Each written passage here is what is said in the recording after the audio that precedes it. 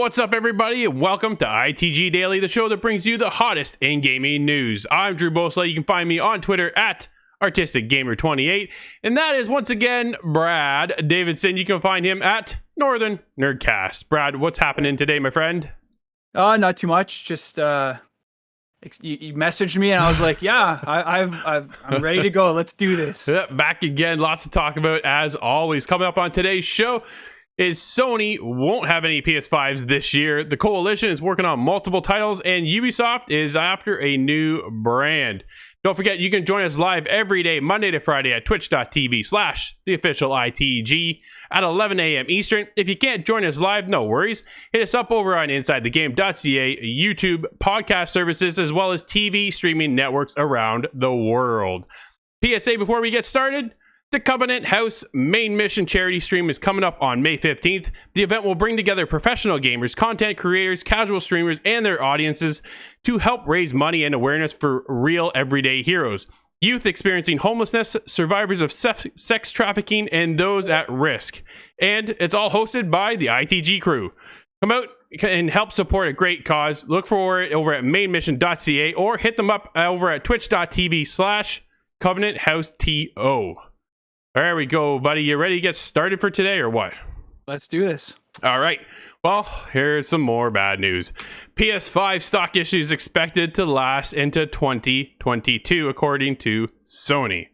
It's no secret that the PS5 stock has been hard to come across no matter where you are in the world. The company has already outlined that it wants to build stock at a faster pace than it did with the PS4, but shortages with making components hard to come by, and companies simply cannot keep up with the consumer demand.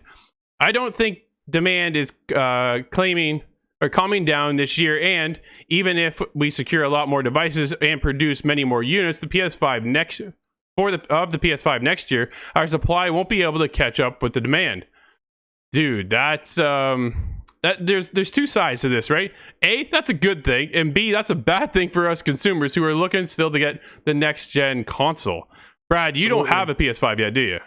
Oh no, I absolutely do. There you go. It was so. What happened was I went on 2 days before the retail stores were supposed to take pre-orders, and I went on Best Buy and they were taking pre-orders. So I'm like, hey, I'll try. And it said, I got an email. It said your pre-order's secure.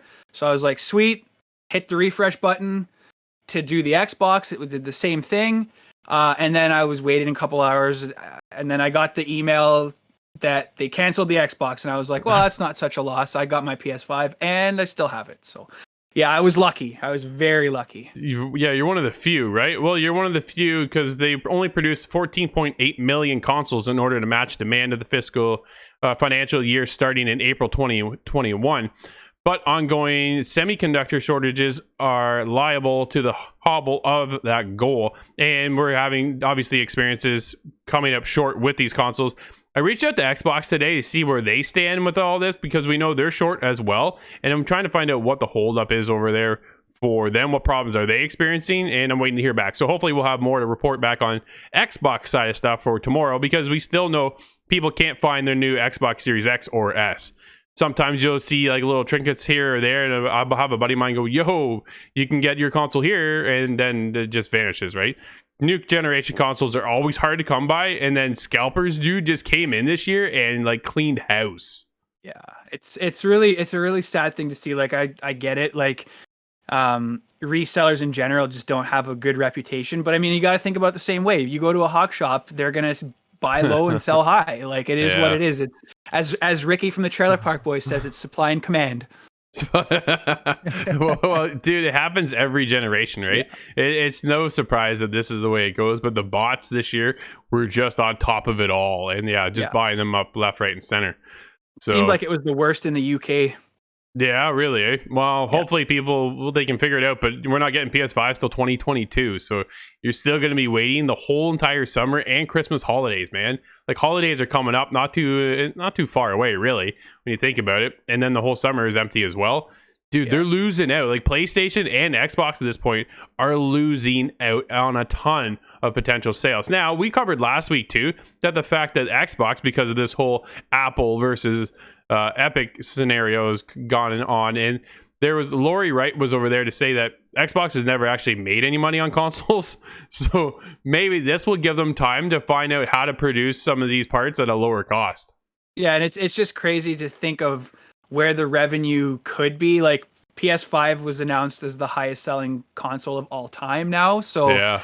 Like just imagine if they were able to keep up with the demand, how much more they could have brought in. Like it's crazy to think that for the amount that actually went out, mind you, it is a higher price point, but for the amount that were made, how well it's already sold, like it's mind-boggling.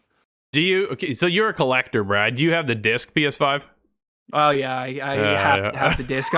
I was on Marketplace just today because I have a buddy that's looking for, like, he said any of the new gens. He doesn't really care. Sure, yeah. And there was like, I'm about 40 minutes away from the Quebec border, and they've got both of them right now. Like, sorry, all four, but the digital of both the PS5s and the Xbox Series S and X, and they're all like $500-$600 above retail with only one controller. Oh, holy man. So, and people are buying them. Like, it's crazy. That's why they do it, right? That's why they do it. That's unfortunate. But what's coming back now this year, though, is QuakeCon is back. We can't wait to get back to Dallas with our QuakeCon family, but for the continued safety of our staff, the volunteers, and the community, this year's QuakeCon will once again be a digital-only event. We'll have all the peace, love, and rockets remotely on August 19th to the 21st. So look for QuakeCon if you're into that. Nate will probably be checking that one out, I'm sure. Nate's big into all that kind of stuff. And I think Quake has been a while. Dude, have you played any of the Quake games at all? Oh, yeah. I remember playing Quake. And then I think it's I don't know if it was a spin-off of Quake, but Unreal Tournament. Like all that stuff. Yeah, exactly. So it's I played it. I guess it was like the first foray, if you will, into like party first person shooters. So dude, it was back in the day, it was Unreal Tournament and Duke Nukem for me. Duke Nukem. How the mighty have fallen. Oh, isn't that something to see that they're just gone, right? Like the tone of that game back then, it's just, I don't know if you see that these days. You know what I mean? No, not at all. Let's get into some new hardware. The SteelSeries introduces the Rival 5, the ultimate game-changing mouse. Dude, I just reviewed the SteelSeries Rival 650. Go check that out, InsideTheGame.ca, our YouTube channel. It's posted over there. It will be posted by the end of the day, actually, today. So go check out that. The mouse was awesome, but I have one complaint about the mouse, and that was the first thumb button. Here, they've actually changed that up. It's right, dude, right. Oh, it's a little bit closer, and it's got this little indent there.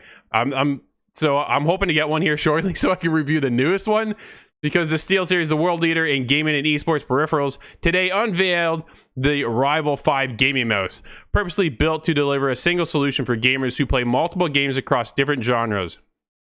Engineered for performance and designed for style, the Rival 5 was inspired by the Chameleon and delivers the same ability to change color and transform the needs of its environment. The biggest thing is here is the functions, okay? This is what I find SteelSeries does very well, is when you switch from Fortnite to Hitman 3 to Apex, the mouse is ready to go, featuring 9 programmable buttons, each fully customizable for the player's most important hotkeys, and the 5-button quick action side panel layout features a toggle switch for fast and efficient in-game actions. Dude, the options that it brings is the biggest highlight here. That thumb button right there got me excited when I saw that email this morning.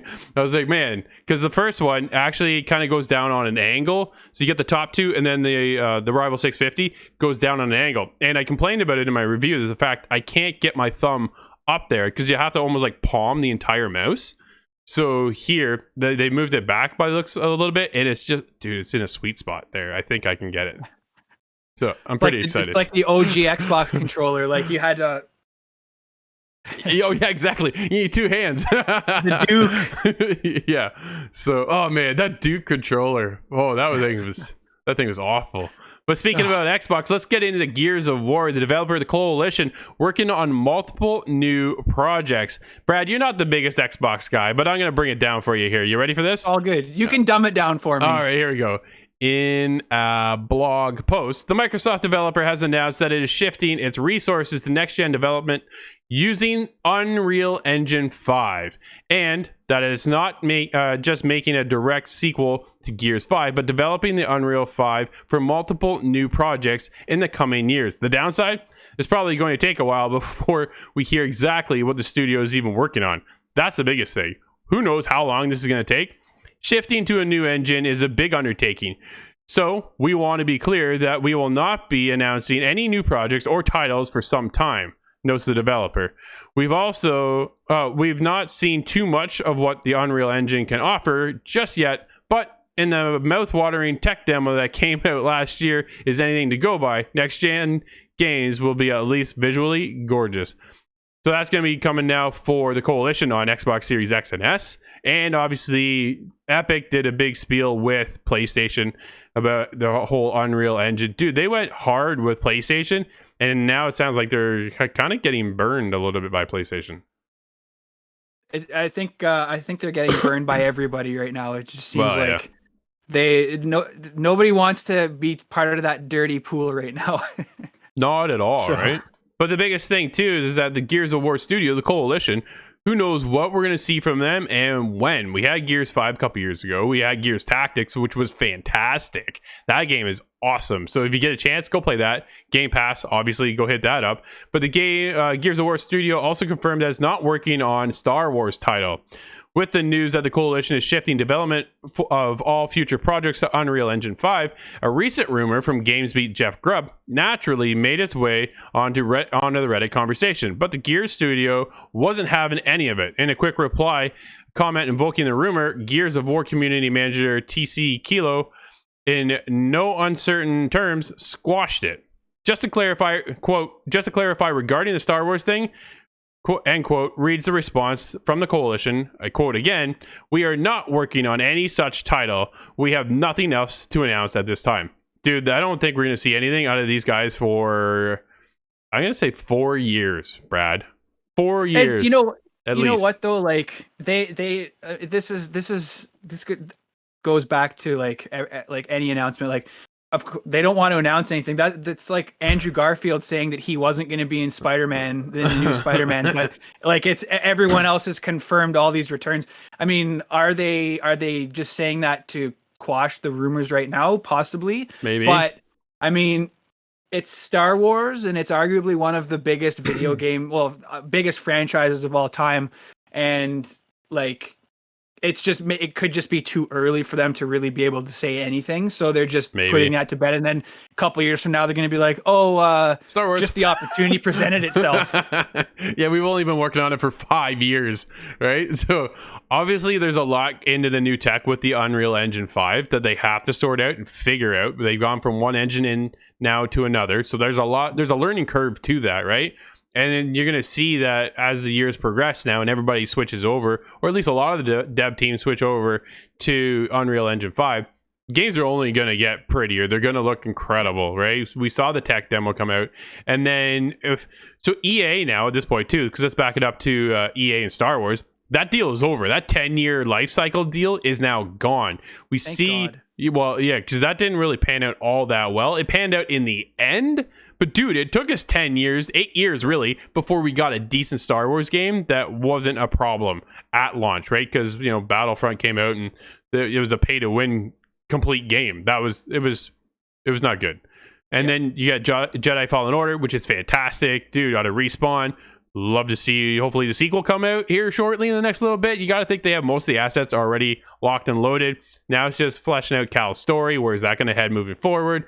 That kind of scenario. So hopefully we'll see something there. But now this brings the opportunity for Microsoft, maybe Xbox, the Coalition, to sweep in and go, hey, we'll take a Star Wars game for you. Like, why not, dude? You can get the Gears cover system and the fidelity of how the Gears games work and the beauty behind. Dude, Gears 5 was an incredible, gorgeous game. It was all co-op too. Dude, a Star Wars co-op experience. That's what I want right there.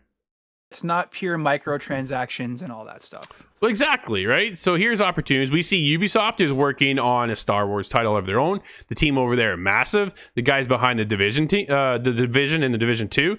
So that team now is working on a Star Wars game, which is supposed to be like a games of service. Curious to see how that one works out. Maybe we'll see a little bit about that at this year's E3.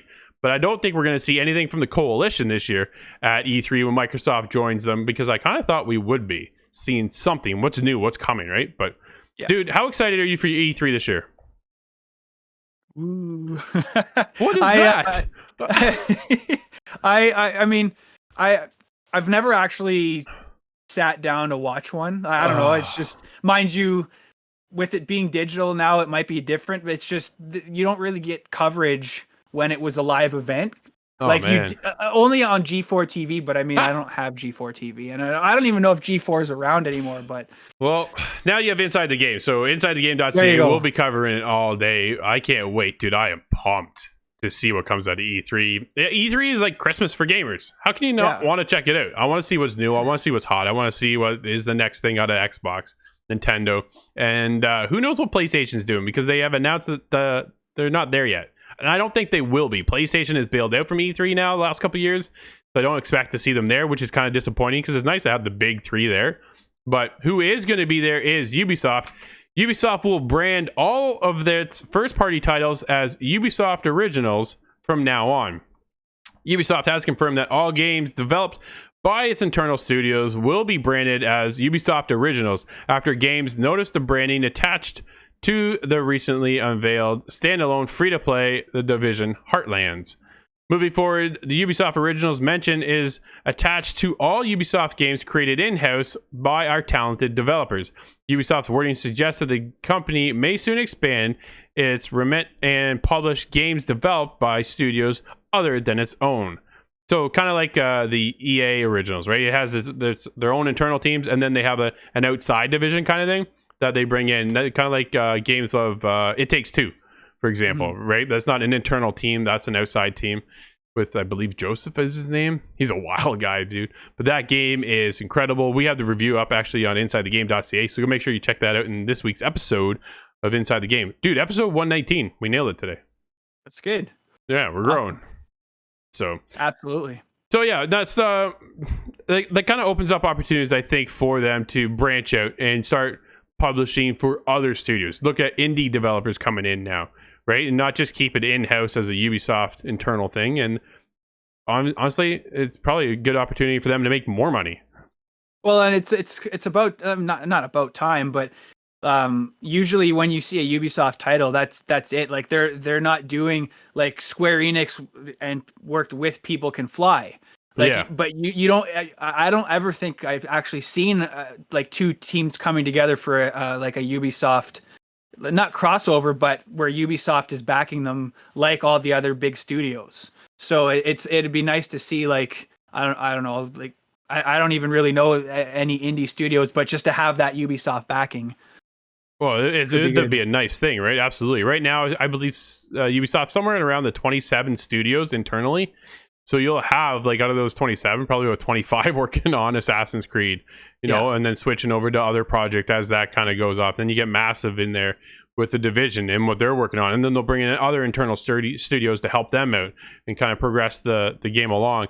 But, dude, where the heck is Beyond Good and Evil 2? I want to see that at this year's E3. Yeah, didn't they, like, they teased that for like the past couple years, and then it just seems to have disappeared again. That was in like 2017 or 2018, I want to say they teased that thing. I was like, oh, look at this, and then nobody sees it since. So it's like, come on. Well, to be fair though, they did do that. They did do that with the Final Fantasy VII tech demo for the PS3, and then you never heard about it until the remake was finally announced, like almost 15 years later. So yeah, no kidding.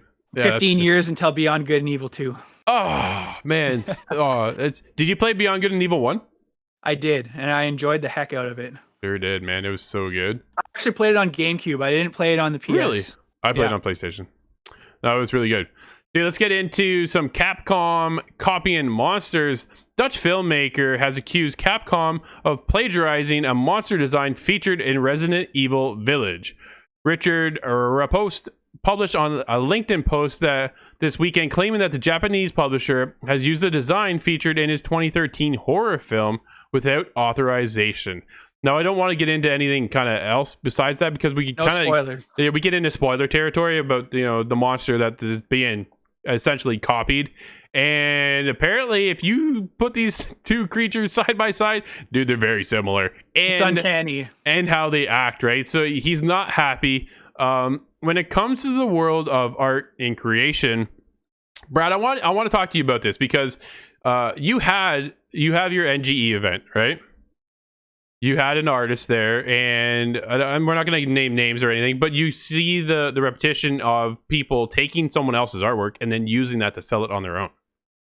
Yeah, it's big backlash. I mean, it's and we're not like an E3 or anything like that, but yep, sure. when word gets around that, hey, like, just keep an eye out, it raises alarm. Like, I don't really know anything about the art scene, but like a lot of our well-known artists came forth and said, like, if you continue with this, we're out. And that was it. It was a one and done. But yeah, like, not gonna get into anything. Nope. But yeah, it was like, it's crazy just to see just plagiarism. Like, it's one thing to pay homage, like to put your own spin on it, to just blatantly, like what's happening with this Resident Evil, I'm sure Capcom hasn't commented yet, because they're probably trying to laughing about it or whatever. Yeah. But like to just like not even say like, oh, credit goes to the original author or artist, or sure. And I mean, you've dealt with it, I'm sure, with your art. So I mean, it's unfortunately it's part of our lives now, and I mean, it's always been, but it just seems to be more so lately.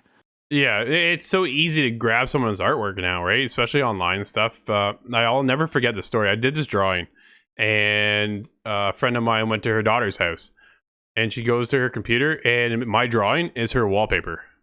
Flattering, sure, but all of a sudden it was just taken, right? Like, it wasn't. I sold that piece to someone, and now it was taken and put on somebody else's wallpaper. I was like, oh man, that's cool, I guess, but at the same time, like, that kind of hurts. Yeah, absolutely. But Brad, we're getting late in the show like we always do, so why don't we wrap it up? What game announcements do we have today? What games are coming out for today, buddy?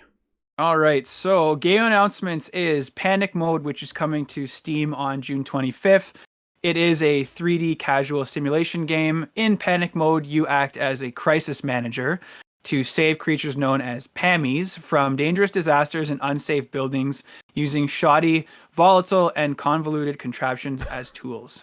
Nice. Another simulation game. Great. Just what we needed. And releasing today is Call of the Sea on PS4 and PS5. BB and Tina at the Horse Farm. That's going to be the title that I'm picking up for the PS5. Carebots with a Z, now on Steam. Base 1 on PC, Dwarves Craft Father's Home on PC, Tanto Core on PC, Shock Venture on PC, and The Hand of Merlin on PC. That is awesome.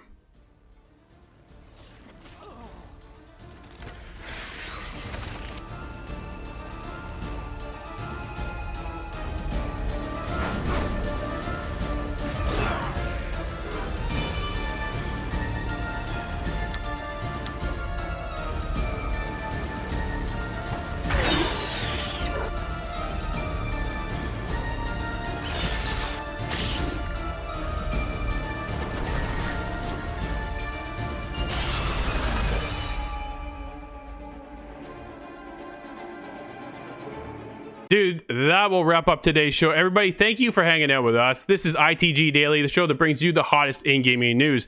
You can't join us live over on twitch.tv/theofficialitg. It's no big deal. Hit us up later at insidethegame.ca, YouTube, podcast services around the world, and of course, TV streaming networks. Don't forget, coming up this Saturday is the main mission charity stream. You can go to twitch.tv/thecovenanthouseto. Until tomorrow, hopefully Scott will be back. I'll be here. Brad, thanks again, buddy, for joining us. No problem. We'll see you inside the game.